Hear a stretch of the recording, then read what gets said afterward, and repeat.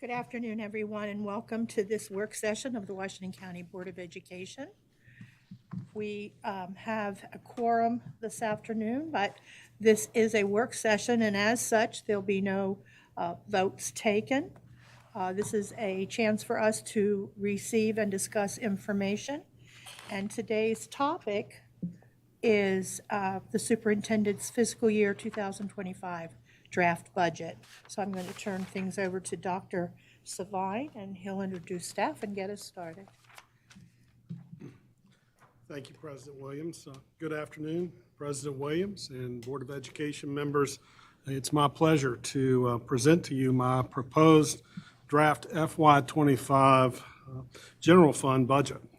Before doing so, I want to take a moment to first express my gratitude to Mr. Prue, our Chief Operating Officer, our entire finance team, as well as our senior leadership team for their steadfast support in the development of the superintendent's draft FY25 budget. We all recognize and take seriously the value of our resources. These considerations for our budget are made with our students and staff's best interest in mind. We literally take a line-by-line approach to reviewing the budget, ensuring that our efforts are having the greatest impacts towards the success of our students. As you will see this afternoon, our team is truly making the most of every dollar. Still, significant needs remain. I'd like to start our discussion with a message of gratitude. Last year, this board made an incredible investment in keeping our schools safe, addressing student behaviors, and promoting a positive school culture. WCPS welcomed 19 new school safety and security assistants deployed in our secondary schools located in Hagerstown and in Williamsport. Let's take a look at how they've made a positive difference as a part of the team at South Hagerstown High School. The addition of school security assistants at South Hagerstown High School is making a positive difference for students and enhancing the school environment. When students come to South High, they can come and they can go to class knowing that there's people that are here to protect them, and it helps them.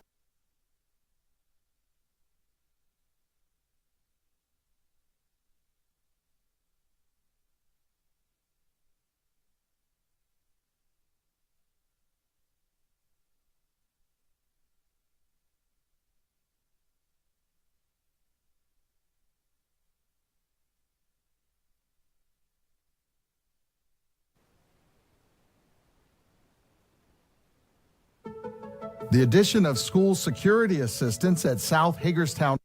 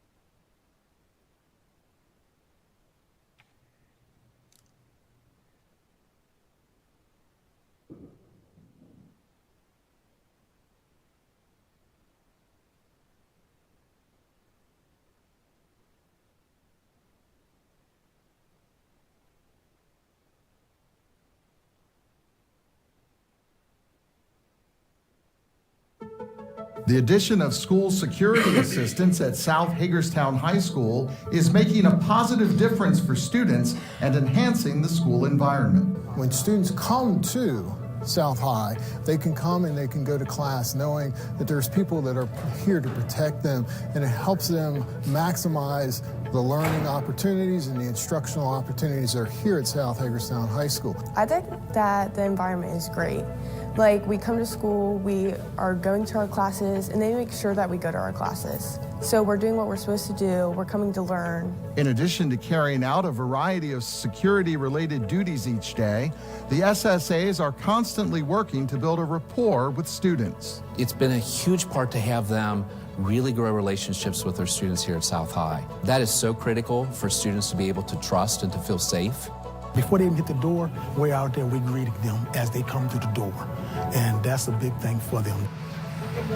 We go to them so they can help us learn better. So that we tell them what's wrong, they help us so the outcome's better. We don't have to worry and stress about how school's going because we come here, we learn, and it's like peace for us. Having somebody to go to when you might be in crisis or things like that, and that's just another outlet for students to reach out to. In this day and age, that's paramount. It's been awesome to watch as our team has come in here to South High and built some outstanding relationships with some students that may not have had great relationships with other folks. And they have bonded with them and have really looked at them as even not just a safety and security person, but as a mentor or someone to model themselves after. I'd say the majority of the students, they are with it. They do like it, and they'll come to you and they feel safe. As long as they feel safe in a safe environment, I think it's benefiting them. It does benefit them. This type of investment is huge to maximize that learning opportunity. And all our students are our future, and we have to protect them, and we have to be able to provide them a safe and secure environment to learn in. And when they come here, they feel that way. They bring a lot to the table. They're making sure that you pick up your slack, you're learning, you're doing stuff that you need to do. I think all of our schools could benefit by having the right people who understand what this can and should look like, where we're not policing students, but we're supporting students.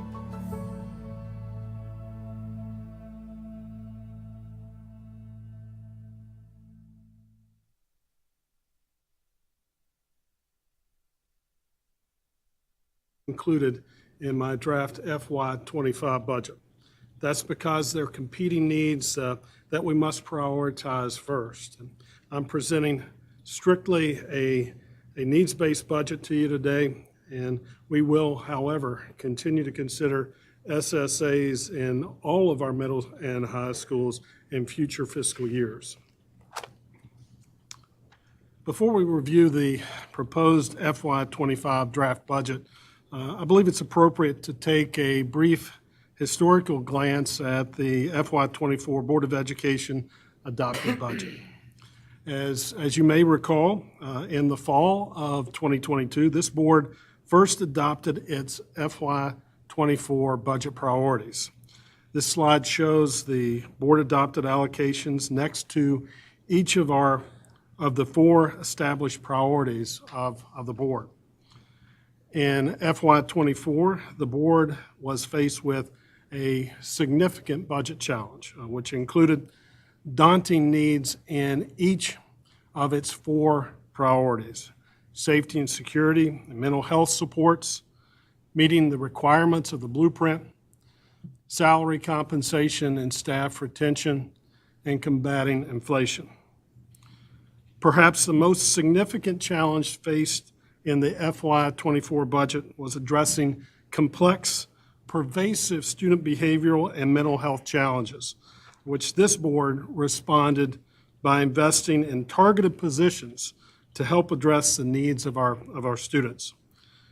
This includes our safety and security assistants, board-certified behavior analysts, and providing more than one teacher in the classroom for some of our youngest learners. To mention just a few of the blueprint requirements, we saw increased investments in our highest need schools along with staffing support, specifically English learner teachers to address the fastest growing EL student population in the state of Maryland. As for salary compensation and staff retention, WCPS, just like county government, continues to be challenged to keep pace with local and regional competitors. As you can see here, the largest investment for FY24 was the salary resource pool, which provided an average salary increase of 3.5% to our teachers and administrators, and an average 6% increase for our support personnel. While these figures represent an increase in salary compensation, WCPS did not keep pace with local government salary increases and our regional competitor to the east. Finally, I believe we all felt the impact of inflation last year, both personally and as an organization. Higher gas and food prices, utilities, and supplies. As we now turn our attention to the FY25 superintendent's proposed budget, this board reaffirmed its budget priorities at the September 19th public business meeting. While the four priorities remain the same, the number one priority of the board is salary, compensation, and staff retention. This action of the board provided very clear direction to the superintendent and staff in developing the FY25 draft budget.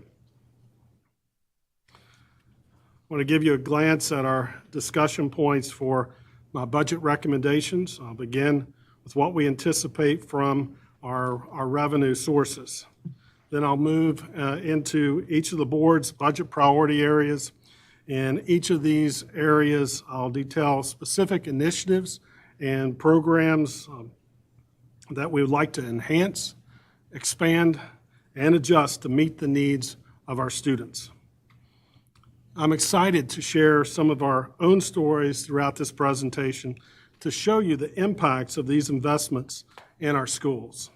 You'll see firsthand why we're so eager to grow these ongoing initiatives. We feel like we're moving into this budget season with closer state revenue projections given the statutory per capita funding rates under the blueprint. However, we won't know for sure our level of funding until the governor releases his budget, likely later this week. We have seen our student enrollment gradually rebounding after the pandemic. This year, WCPS is serving 192 additional students. When you consider this change, also keep in mind that over the last year, we grew by more than 200 EL students as well. Still, enrollment has remained relatively flat in comparison to the prior three-year average, which is used to determine the per capita funding rates. When calculating the three-year average, we are currently using 3 enrollment counts since the pandemic, and we've dropped the September 19th enrollment, which was the highest ever for Washington County.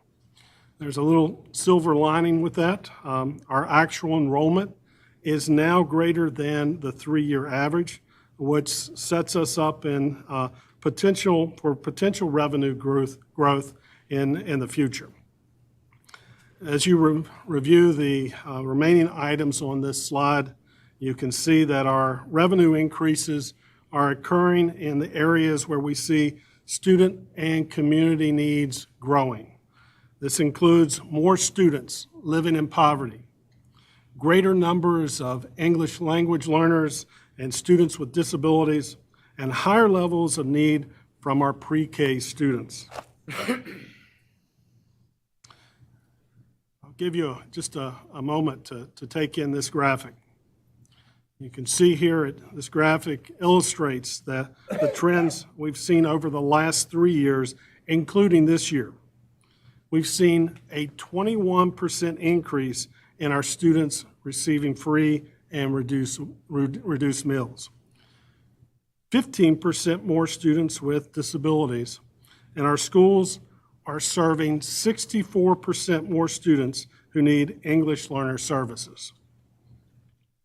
You can see the needs of our student population are growing in the most complex and arduous areas, thus adding to the complexity of the FY25 budget process.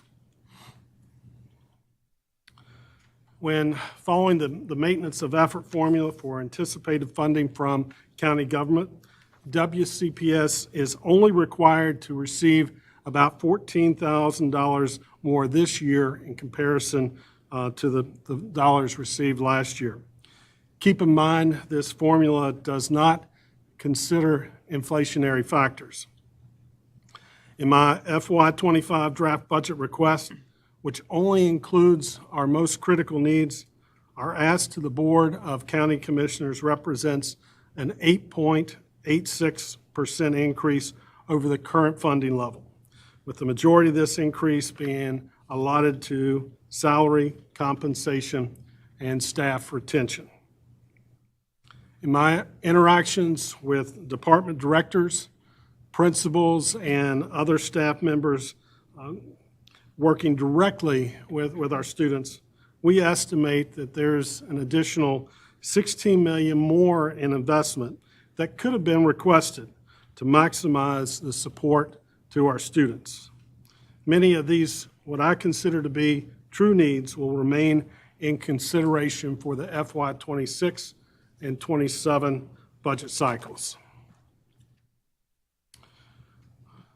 Once again, the board made it clear that salary, compensation, and staff retention is the top priority for the FY25 general fund budget. I want to restate the largest investment for FY24 was the salary resource pool, which provided an average salary increase 3.5% for our teachers and administrators, and an average 6% increase for our support employees.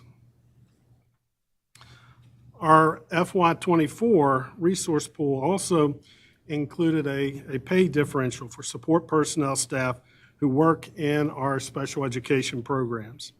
These team members work with students with specialized needs, as you know, and as a result, we often experience high turnover and difficulty with filling these positions. To underscore the importance of the salary and staff retention priority, I'd like to highlight the work of the North Hagerstown Summit Program staff. You'll see a team approach here, teachers and paraeducators in one classroom collaborating to support the needs of students in this program.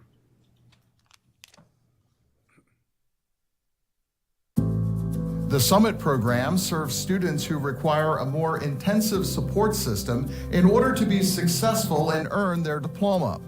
The paraprofessionals who work alongside the teachers and social workers within the program are a major factor in its success. They are the lifeline between the classroom and the services that we provide. They have the heart to work with our kids, and they're invested in this. The parapros are excellent at working with teachers. They will communicate with the teacher. The teacher feels like they're a co-teacher. I've even had teachers treat them, like a co-teacher, where they help out in the classroom. They'll help out with other students if they need to, or if someone else needs help. They're really good at that. The Summit program has helped me by getting me to where I'm supposed to be, helping me with my assignments when I need it, when I need to talk to them, when I need reassurance because I used to be a lot, but I'm better now. And they've helped me get my GPA up. They've helped me really with anything I needed. Everyone involved with the Summit program stresses the importance of building relationships and trust with students.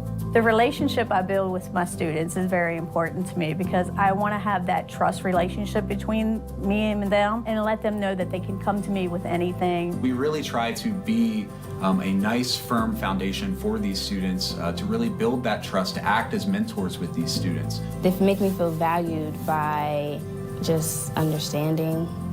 I wasn't feeling heard from other people. They still understood where I was coming from or what was going on.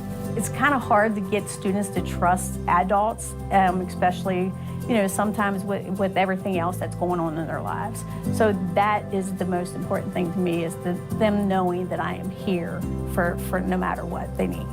The pay differential provided to recognize, recruit, and retain these valuable paraprofessionals was greatly appreciated and has been impactful. The pay differential to me meant a lot because, again, it meant that we were valued by the Board of Education, that they understand that, that our positions are important. So them giving us that little bit of boost was great.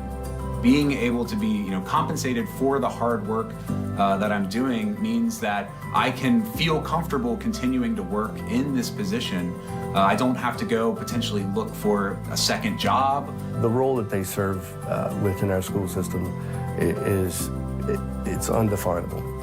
How important they are to us, how important they are to our kids. I think that they deserve a little more, personally. That's my own personal perspective. In FY25, it's clear we must continue to find ways to acknowledge the work of all of our employees so we can retain our incredibly dedicated and highly talented staff members, as you saw there in that little excerpt. Now, my FY25 budget proposal includes expanding certain school positions to more effectively support students, families, and provide continuity in terms of school operations year-round. For example, more than half of our elementary school assistant principals work 11 months out of the year. These are critical members of our school leadership teams, and we need them year-round. In addition, we have several 10-month support team members, administrative assistants, and middle school registrars that would best serve our students in a 12-month position. Their work simply does not stop during the summer months. Having a 12-month staff member will help schools be more responsive to families and meet our student needs. WCPS currently has a single transportation router. That means one person is responsible for overseeing the routes of more than 200 school buses, ensuring that our students are getting to school safely while running our buses in the most efficient way. There are 4 separate tiers of school start and end times, and many of our buses serve multiple schools across our county. This person also must navigate the transportation needs of our growing special education population. The work of the transportation router, as you just heard, is just incredibly complex. Our current employee devotes an extensive amount of time to seeing that every eligible student can receive transportation and that our buses run smoothly in the safest route of travel. When you consider higher mobility rates in our community, the routes constantly need to be adjusted. I believe we are highly vulnerable seeing WCPS in a transportation crisis, one that some of our neighboring systems have experienced if we do not bring on another employee who also shares this level of expertise. In FY25, we will see slight increases in WCPS's contributions to the pension system premium and our health insurance premium. Those of you that work with businesses, you recognize this is not unusual or unexpected for other employers across the nation. Now we'll get to the heart of this FY25 budget. This budget also includes $10 million in the salary resource pool. That $10 million represents a 5% increase to all WCPS employees. WCPS is the largest employer in Washington County with about 3,500 team members. I can confirm that more than 70% of our employees call Washington County their home. More than 40% have a Hagerstown address. Let's keep them here as residents and employees.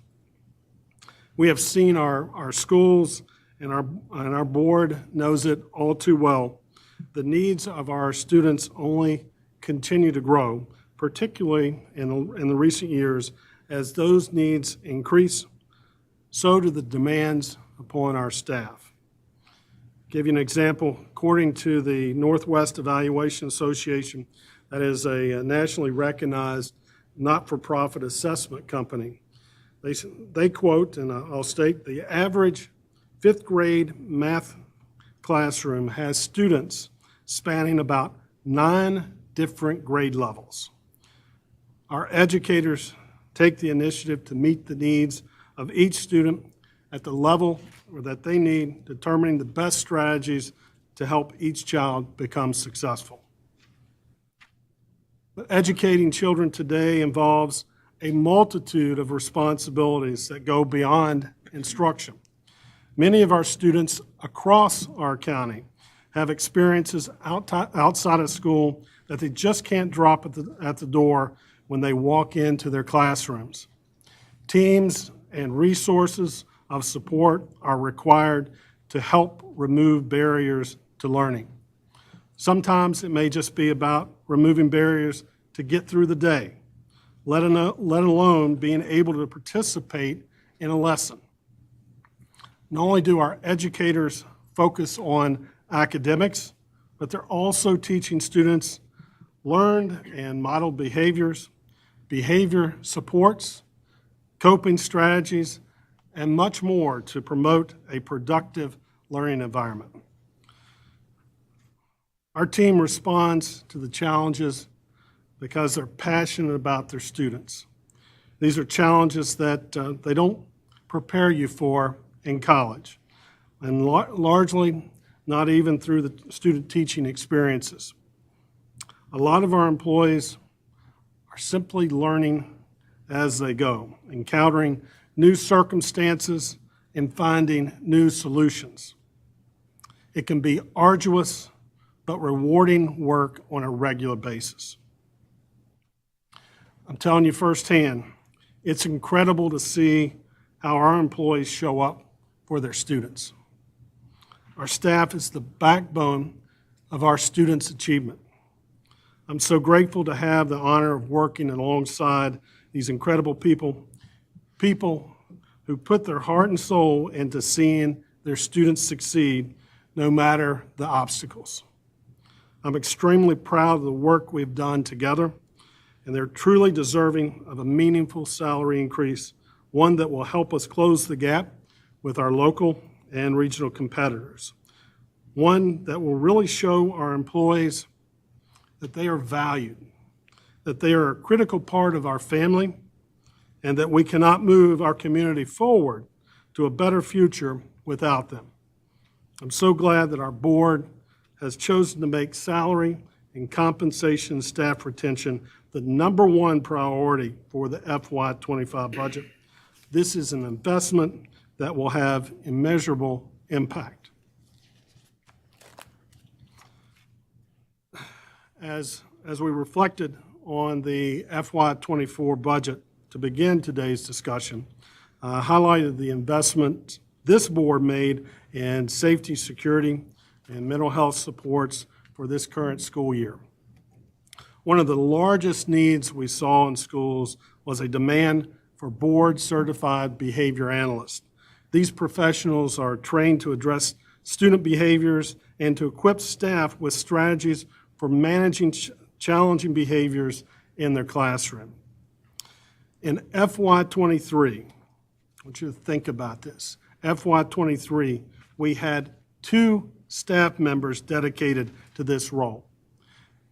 The investment of this board in FY24, we grew to 11 BCBAs serving our schools across our county.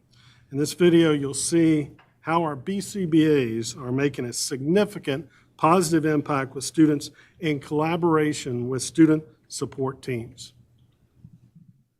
In schools across the nation, more and more students are struggling with mental health and difficult behaviors.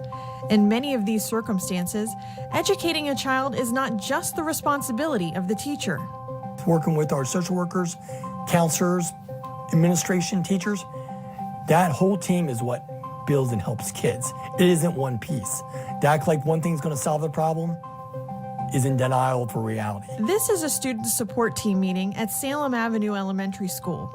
Social workers, teachers, administrators, everyone comes to the table to strategize and collaborate. Everyone that's involved in the student's life is there to talk about what's going on, the progress that's been made, the support we still need to provide, and where we still need to get to.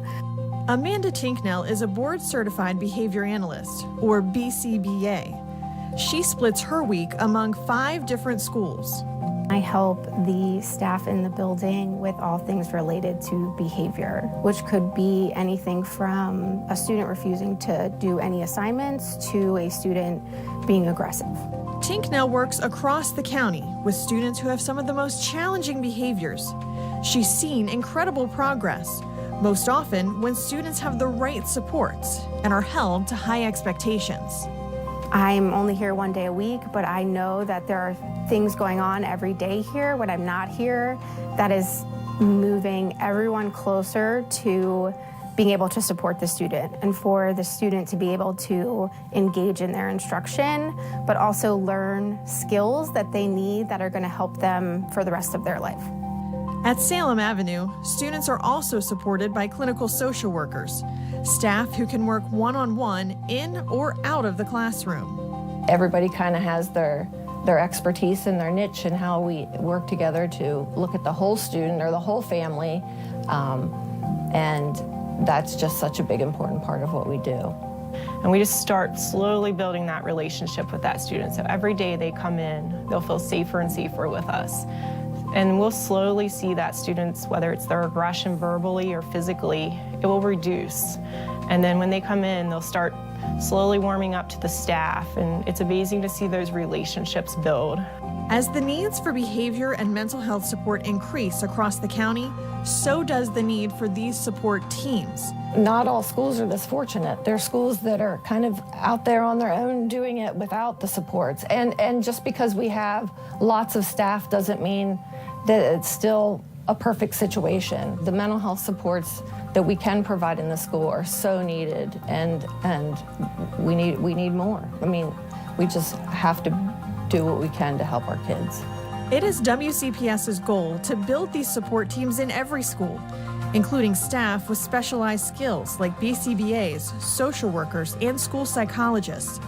It's an investment that will benefit all students, promoting a positive classroom environment, equipping children with necessary skills for learning, and ultimately helping them pursue their dreams.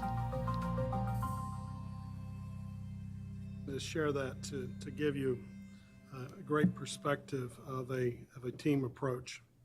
Collaboration and compassion from our staff, as you saw there, is boundless. As the video alluded to, we don't have full teams of these supports on board at all of our schools, but at Salem Avenue and other targeted schools, based on the needs of the schools, these team members are making a positive impact with students by working together and finding the best approaches to help them become successful. Moving forward with the budget, I want to shift gears a bit now to highlight an upcoming initiative that demonstrates staff's ability to make cuts without sacrificing a benefit to our students. We've conceptualized the Innovative Ed Learning Center, which will be implemented next school year. This plan was developed by identifying synergies among some of our programs, then making cost-effective changes to maximize fewer staff positions while also meeting some specific student needs. WCPS will be merging several programs under the Innovative Learning Center umbrella.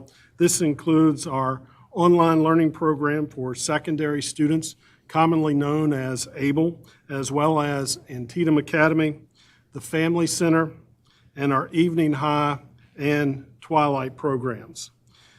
Many of the students who participate in those programs often need a unique environment to thrive in their learning, and they'll be able to do that with virtual classes, smaller class sizes, and more individualized instruction.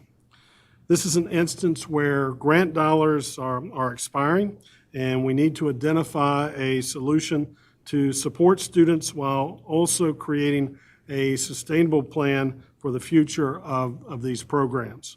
All the teaching positions would be transferred from grant funds into the general fund.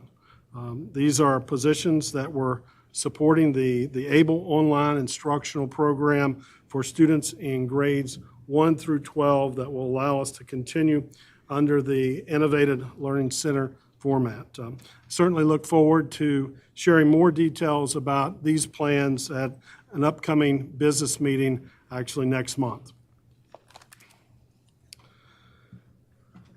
Now I'd like to share yet another success story that demonstrates the board's leadership contributing to positive student impact.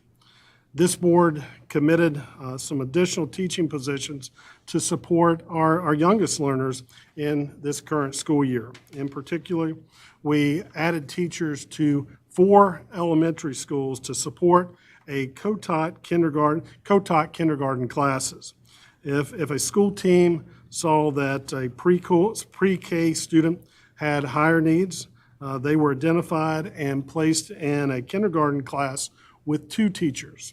In a co-taught situation, these teachers can collaborate to be more responsive to the students in the classroom, but most importantly, these teachers are able to develop critical supports for those students to become successful young learners. This sets them up for a stronger start to kindergarten and lays the foundation for a positive academic experience up to and beyond graduation. This kindergarten classroom at Ruth Ann Monroe Primary School is full of learners with unique abilities. You'll find general education students as well as students with very high needs. They all count on not 1, but 2 teachers, a co-taught class. You can collaborate, you can combine your efforts, and you really do get to make sure that you're meeting all the needs. Kaylee Adelsberger is a special educator who recently switched to general education. Her co-teacher, Zoe O'Neill, just made the opposite transition. Their unique skill sets help serve all of their students and promote instruction with minimal interruptions. Our gen ed students that need a little more of a challenge or might just need help with something, they have the opportunity because there are more adults in the room to support them. As well as our students with higher needs, especially those that might need a little bit more support academically or even emotionally, socially, with sensory needs. Being able to partner and collaborate with what those needs might be and problem solve has been wonderful and great for our kiddos and us. Our special education students in this classroom are soaring. Their test scores are through the roof. We couldn't be more thrilled with our special education students and how they've been performing on all of our county assessments so far. The students are also supported by 2 paraprofessionals. The 4 of us are a fantastic team. We know the ins and outs of our students. We're all here because we love students and we want to see our students successful. And our kids are bright and they can do the gen ed tasks. They just might need a little help. Maybe the paper feels a little funny and they need a different surface, and one of us has noticed that while the other's teaching, and we can get them what they need. We're helping them become independent, that maybe one day that they could be in a general education classroom without the need of a special education teacher. But right now we're helping them fill those gaps. I'm so excited that they're getting the opportunity to participate, and we can teach them the strategies that they need will help set them up for success later on. I have been in the general education classroom, and it was my job to provide the instruction for all of the students, including those students with disabilities, and it was hard, and I felt like I couldn't meet their needs to what they truly deserved. And being a co-taught model, I can see the support that we're able to work together as a team and meet all of the needs in the classroom. The co-taught model is where I truly see students growing in kindergarten. I'll just say I'm so grateful for our board's leadership in making early childhood education a priority with our universal pre-K program. This co-taught kindergarten model is an excellent way to advance that priority for our community. My draft FY25 budget also includes additional positions to support, in particular, our students who receive special education services. As I've shared, this is also a growing area of need, both in numbers of students and in the complexities of their abilities. You'll see that some of our positions are already making an impact in our schools, and we need to continue to realize their benefits. As you look on down this slide, I'd also like to point out on this list, it includes our high school reading tutor apprenticeship positions. In just 1 year, we've seen how tremendously beneficial this initiative has been for all of our students who are engaged in this program. If you recall from a presentation, the data that was presented at your August 1st Board of Ed meeting or business meeting, you saw more than 90% of our students who worked with an apprentice improved in their reading abilities. More significantly, 22% of students showed significant growth. So the program is helping us close literacy gaps, and we've also seen that the program is helping us grow our own workforce and contributing to diversifying our staff. We're seeing more increases in costs related to safety, security, and mental health supports. WCPS continues to struggle with filling some of the educational support personnel positions that were required to have in classrooms to serve our special education students. As a result, you can see here we're having to pay contracted providers for these services. For our students who have the greatest needs, it's costing us more to send them to non-public placement where their needs can be addressed more effectively. In addition, both our city and county are increasing the salaries of their law enforcement employees in the fiscal year ahead. WCPS has to cover this cost for our resource officers. Based on their salary adjustment last year, it's anticipated that we will need to pay almost $400,000 more in the next year. Let me be very clear here. WCPS supports these increases for law enforcement, as we believe it is very wise to invest in our first responders. Again, we simply hope we can offer our employees a comparable salary incentive. Finally, WCPS intends to purchase a visitor management software platform in the current fiscal year. This comes with an annual maintenance cost of about $550,000 rather. That will also be new to the FY25 budget. Now moving on and discussing a little bit about the requirements of the blueprint. Our funding requirements through the Blueprint of Maryland's Future are largely to ensure that we follow the 75% rule, where 75% of our per pupil funding must follow the student. WCPS made significant investments last year to meet this standard, and these initiatives will help us to maintain and achieve this mandate. As the board is aware, WCPS has seen significant growth in the number of English learner students we serve. Next year, we will need to hire an additional 17 EL teachers to follow the blueprint funding requirements and equip our schools to meet the needs of their EL learners. The blueprint coordinator is a mandated position, which we previously paid with through our federal grant funds. Our supplemental teachers provide targeted instruction to our students striving to master content.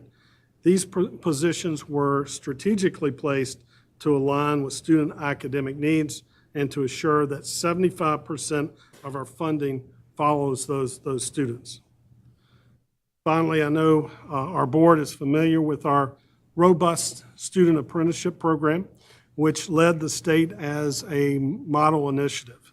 This semester, there are 133 high school students participating in apprenticeships at 44 local employers. Given the college and career readiness direction of the blueprint and the growth of this program, it's critical that this work is managed by a dedicated apprenticeship coordinator. Again, these positions have been effectively used across our system and have demonstrated clear value for our students. Sustaining these resources from the general fund will ensure their longevity and their positive impact.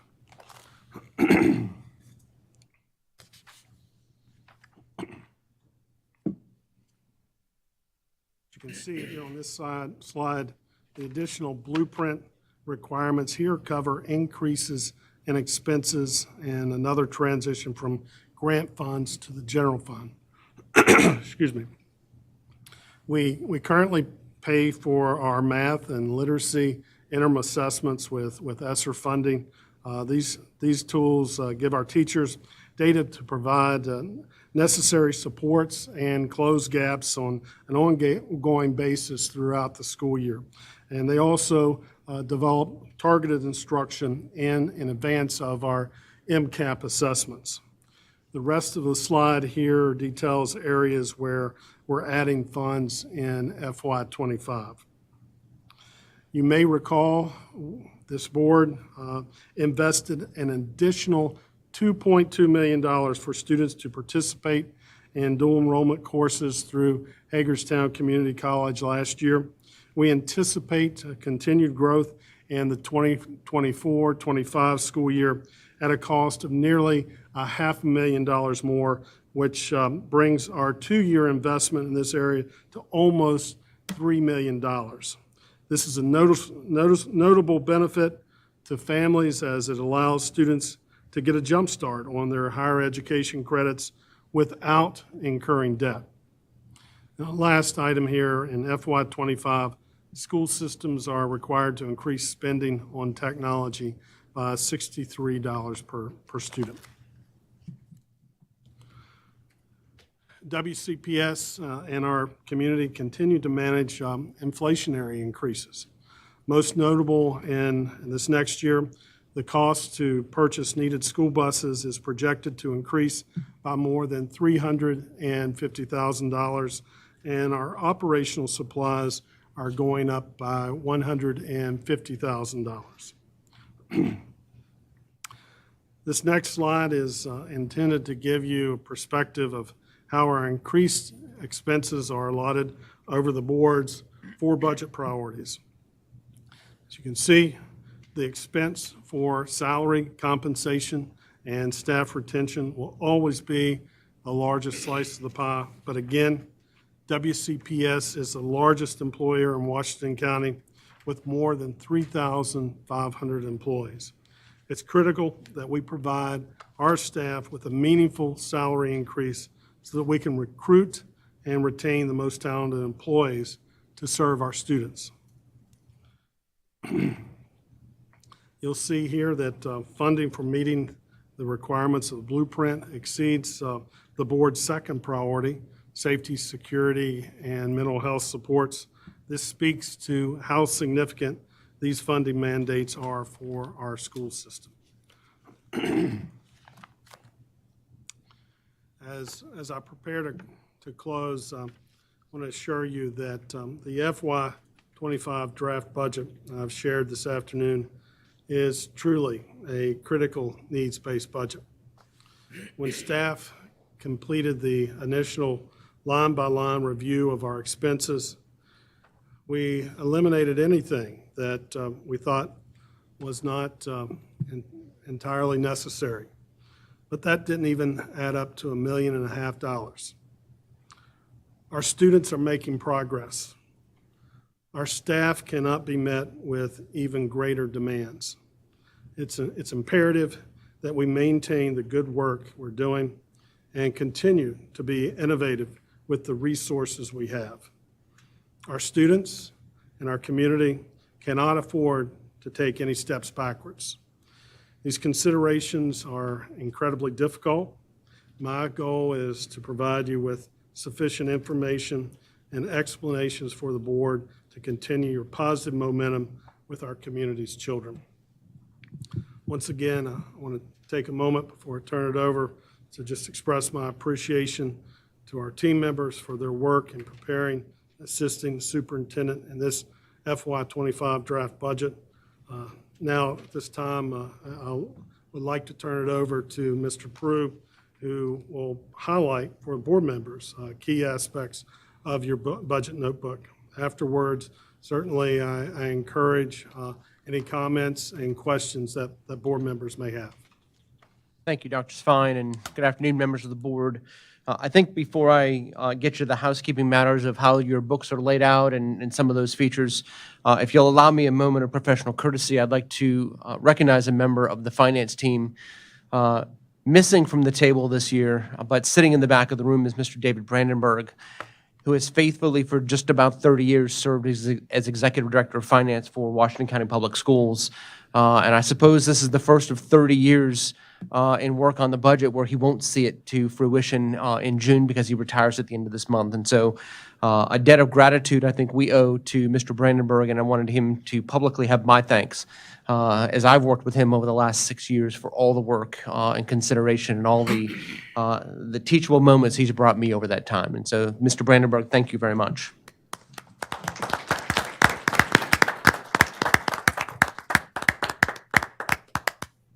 So as we think about your books, you've got several binders or several tabs within your book. Looking first at the PowerPoint presentation, as you look at each slide, as we've done over the last number of years, in the upper right-hand corner of each slide, there's a golden ribbon. That golden ribbon has text. So for instance, I'm looking at the slide on anticipated revenue state. The nomenclature in that ribbon is Section 1A. That references the 3-page summary document. So if you're looking at the 3-page summary document, which is in the second tab of your books, Section 1A on the top of the first page references how we got to the $10.43 million in state revenue. And you can see that as you look at that section in Section 1A, all the way on the right, it references a page number. That's the page in the 41-page budget document where the full detail actually lays out, where you can see each of the major state aid categories and where the expected revenue comes from. So that really gives you an overlay of the book. So you've got your PowerPoint.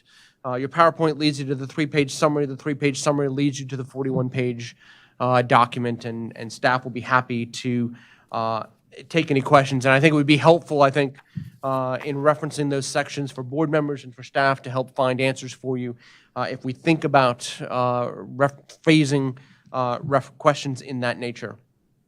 I think before I close, and I guess we accept questions, from my seat as we've put together the budget, an overarching theme really has come to fruition. I know Dr. Svine mentioned in his comments an increase this year of 192 students over last year, yet an increase in 200 EL students.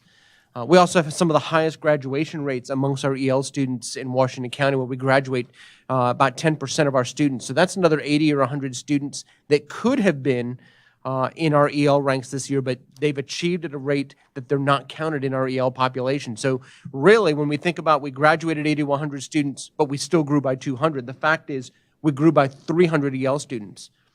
Our special ed population is up almost 200 students from last year to this year.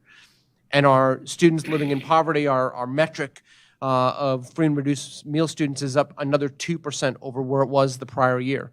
All of that comes together to show that we really have a population that has additional needs and needs additional services for those students to succeed in their education. And it's not really reflected when we think about the fact that we have 192 more students. It goes much deeper than that. It's a much larger number, and that's where we tried to strategize this budget with the superintendent to provide the focus point on those areas of need, and while meeting the needs of the blueprint and meeting the board's desires in terms of their priorities of this budget.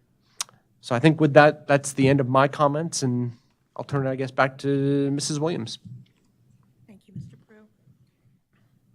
Colleagues, questions? Thank you, Dr. Savine, as well. Colleagues, questions, comments?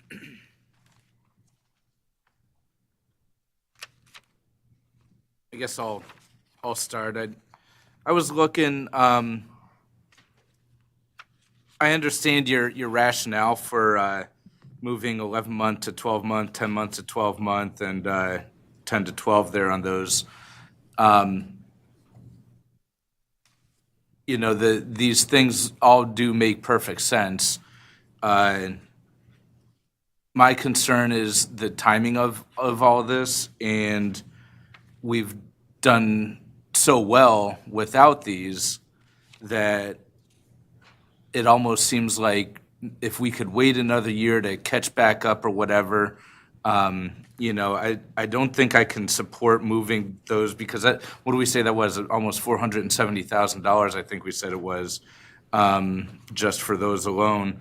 I struggle to see that is. I do understand that it's important. I struggle to see that it's critical and needed now, if that makes sense.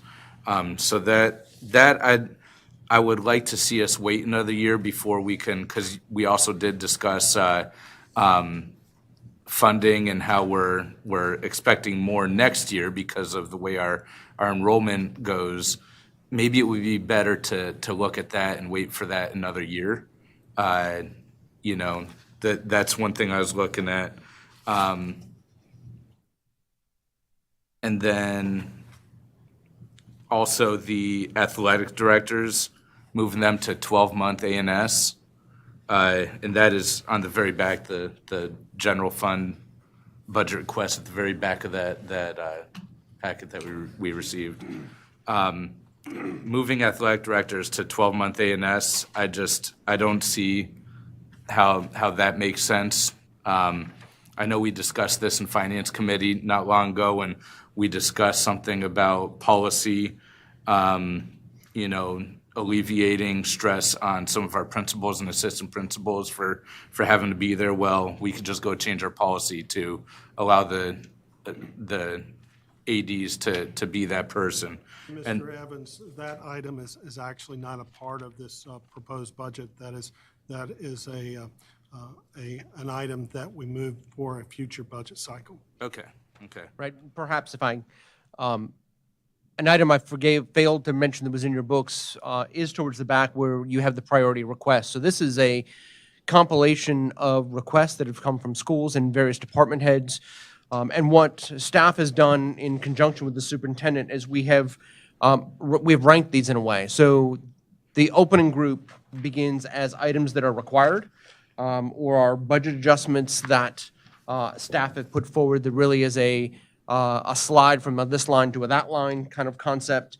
And then we ranked beyond that priority 1, 2, and 3. What's included in this budget is only up to priority 1. So the adjustments, the required items, and the priority 1. So in this particular case, the athletic directors on page 4 of 5 are as a level 3. So that's the lowest ranking we gave them in this particular budget. So they would definitely wait for another year. Okay, thank you. I saw that, and I didn't remember that being in any of our discussions, but then I saw it on there, so I appreciate that clarification. The only other thing was that we didn't really discuss. We're looking at some of these new positions, and I really think that we did stretch a little bit last year as well when we approved the I guess dual title of the legislative aide and the communications deputy director. I would like to see that removed from the budget. I understand that there's good work being done there, and I don't want to make it be an insult to anyone in the position there, but I just don't see the need for that at this time. I do think that it's something that should be brought up, especially when we see how slim our communications department is. But I also don't think it needs to be a director level position. So I would like to see that removed from the budget.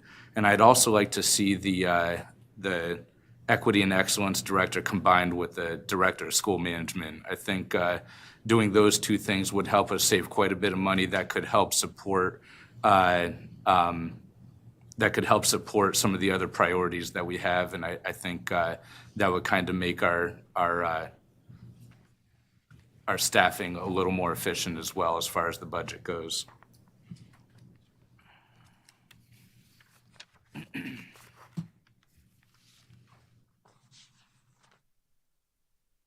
Mrs. Murray. Yes. Excuse me. I don't have a problem with moving those positions to 12-month positions. Having had children and grandchildren go through the system, I realize how important it is, all the things that go on over the summer with scheduling and moving kids here and there. And I know lots of times when school starts, there's a lot of scrambling going on, trying to get schedules straightened out. And if they could be working over the summer, I think a lot of that would be alleviated. So I think they're important positions, and I don't have a problem with them being moved to 12-month. And the other question I have is, Mr. Prue, I'm just not sure what the visitor management software is. Could you explain that to me, please? Sure. The visitor management software is a software where we would review the criminal record status of individuals that are seeking to enter our buildings to make our buildings more secure. Also to make sure that the volunteers that are working within our schools do not have criminal records. It's an easy way for school-based staff to scan a driver's license and to determine whether that's someone that should be inside our school. Okay. Thank you.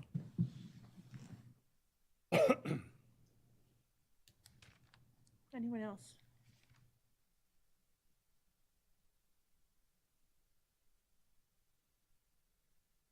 Wait time. Go ahead, Mr. Bickford. No worries. Am I on, Aaron? Okay, good. Can you go over again? I didn't quite understand the idea that the average number of students was flat, because we also heard that we saw a surprise number of students come into the Williamsport area, and so it feels like conversations have been around growth.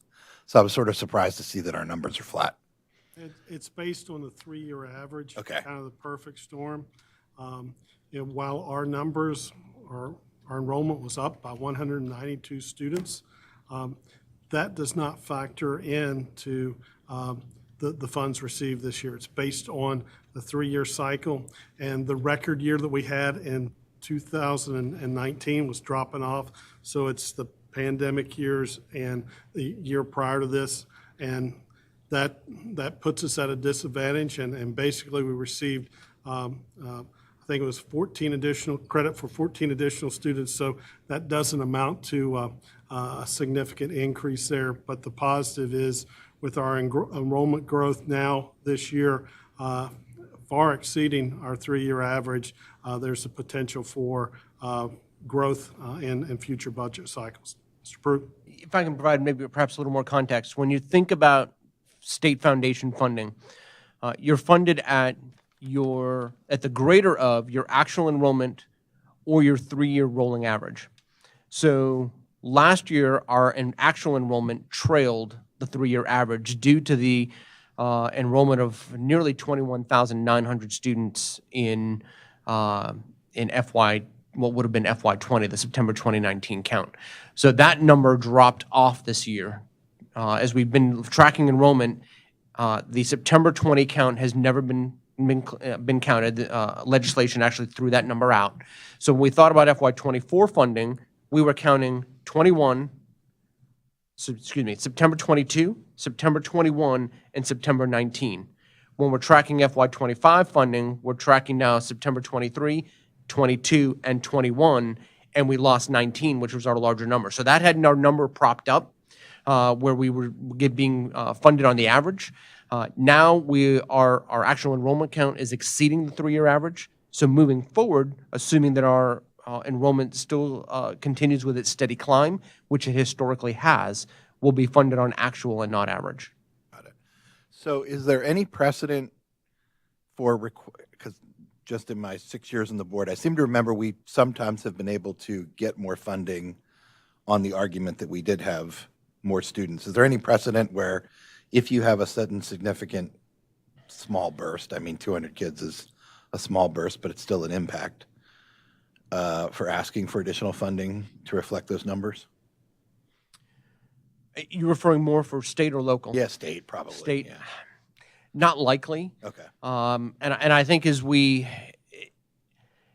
consider where the state is and where some of their discussions are going in terms of the funding cliff that's in front of the state, it's going to be a very interesting legislative cycle to see what happens. There's been discussion of tweaks to the blueprint, as well as any other number of things. I think the General Assembly is challenged with having to either raise additional revenue or cut cost or both.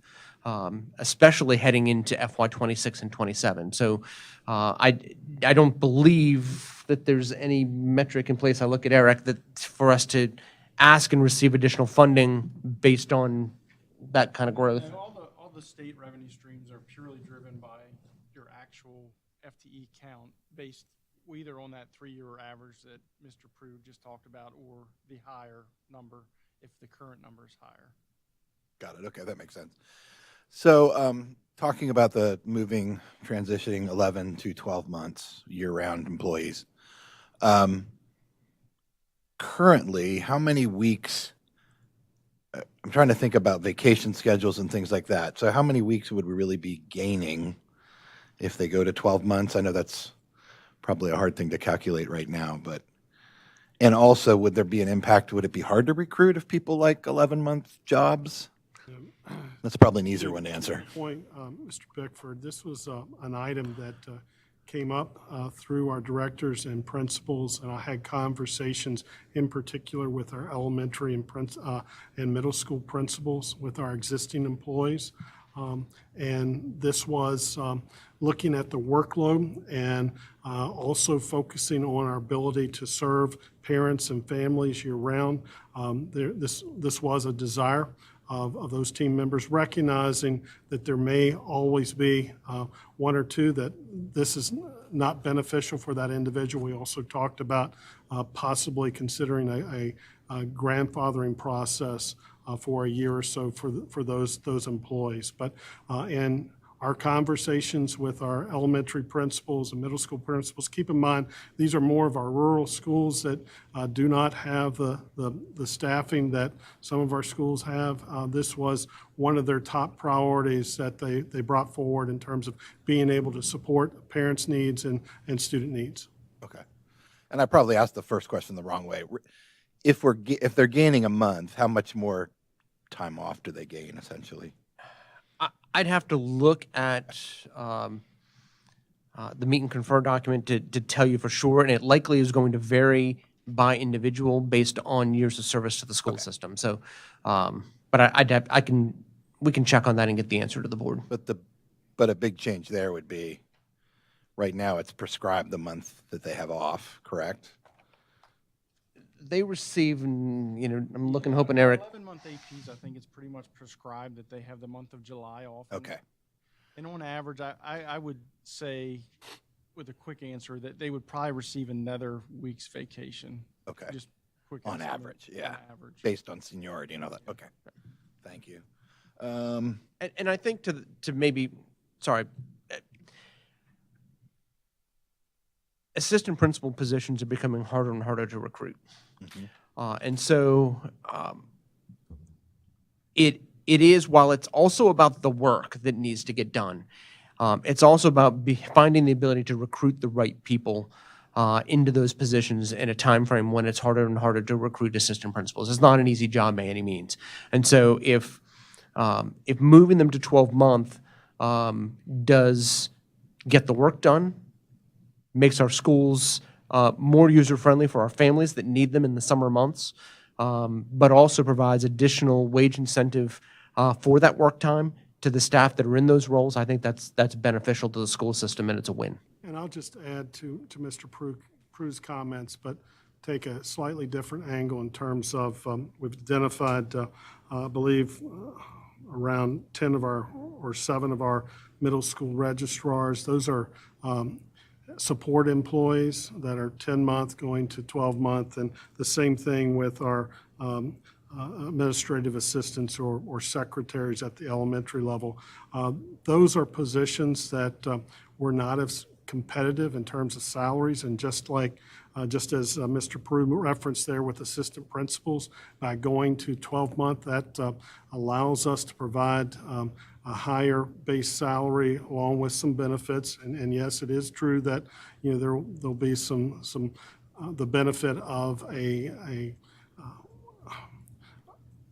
vacation time period, but also it allows for the principal to work with those staff members as their high work levels during the summer months. It may be that they can work, just like most of our schools that have 12-month employees, they can schedule it so that we can most effectively provide supports to the families based on needs. But a big point here is it allows us to really be more competitive with salaries for some of our support employees as well as our assistant principals. Okay, thank you. And my final question is, I get confused all the time. Are we phasing out maintenance of effort, or did they decide not to do that through Blueprint? We're phasing out maintenance of effort. Okay. At the point that the local share of the major state aid categories exceeds the current maintenance of effort formula, then we will be in full Blueprint formula at the local level. Okay. We're not quite there. Got it. Few more years off. I would think yes. Okay. I think as with the caveat of things, we're waiting on Annapolis this session to see what happens. correct. Certain categories, pre-K revenue climbs exponentially over the next several years. Special ed on a per capita rate also increases significantly over the next couple of years. I think those will be two of the drivers, probably in line with what happens with our student enrollment and how our demographics shift. That will probably drive us to the Blueprint formula. We also receive, one of the items we receive is a guaranteed tax base funding from the state. And that's an item that is intended to help local government in areas where maybe the county lacks in wealth, and Washington County falls into that category. That acts as a deduct for the county from the Blueprint rate to that helps them stay in the maintenance of effort formula as it may be. So it counts as local revenue towards the Blueprint formulas. Okay, thank you. And Mr. Bickford, as it stands, and we referenced this in the presentation in terms of inflationary factors, there are no factors that take into account inflation. Yes, thank you.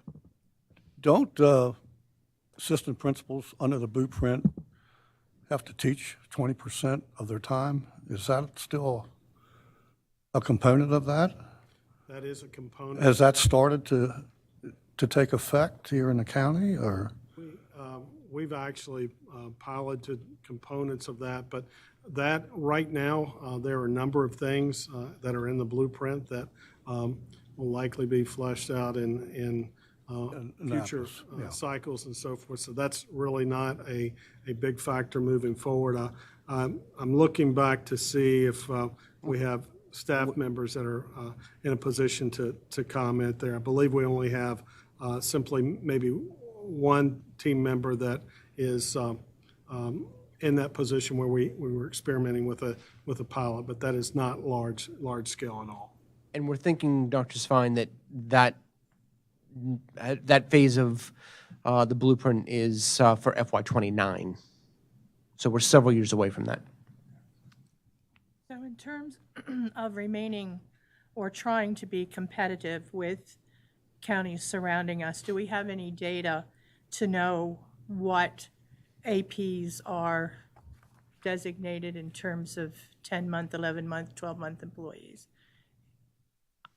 I Across believe the state or nearby states. I believe our 11-month APs are an anomaly.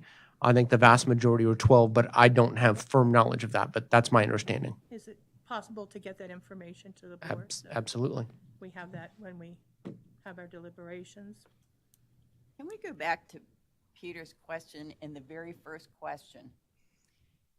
Even if we had flat enrollment and not an additional 192 students, we would still have those increases in the student demographics, correct?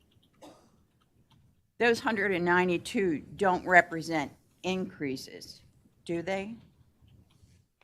I think you have to I think you have to believe, looking at the data, that our growth of 192 students is all EL. Okay. That is an increase in, that's not, hey, we've had this child for 5 years and now we're identifying them for EL. That student who's new to us that's struggling with the English language is being identified right away. And I hope if I'm wrong, Dr. Willow behind me will correct me on that, but I think that's likely the case. So I think we have to assume that all of our growth is within the EL population. Thank you.